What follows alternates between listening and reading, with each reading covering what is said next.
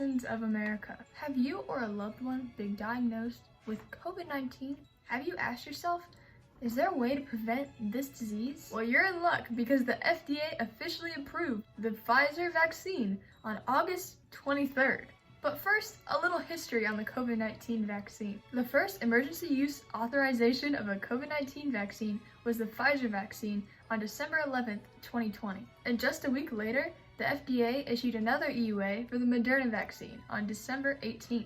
Now you might be asking yourself, are these vaccines actually safe for people to get? Some official statistics from the Virginia Department of Health as of July 23rd states 99.3% of total cases in Virginia are in people that are unvaccinated. 98.2% of hospitalizations due to COVID-19 are in people that are unvaccinated, as well as 98.47% of deaths come from people that are unvaccinated.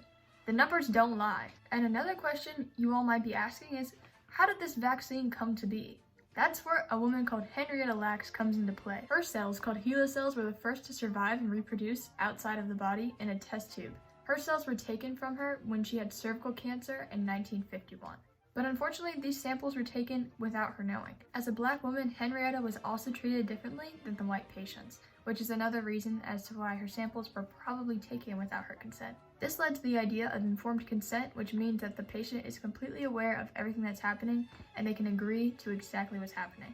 In the end, these HeLa cells helped lead to the development of many helpful vaccines. And of course, HeLa cells have also contributed to the COVID-19 vaccine. Although the COVID-19 virus couldn't directly infect these cells for some reason that scientists are still trying to research, other forms of coronavirus have already infected HeLa cells before, using this type of molecule called ACE2.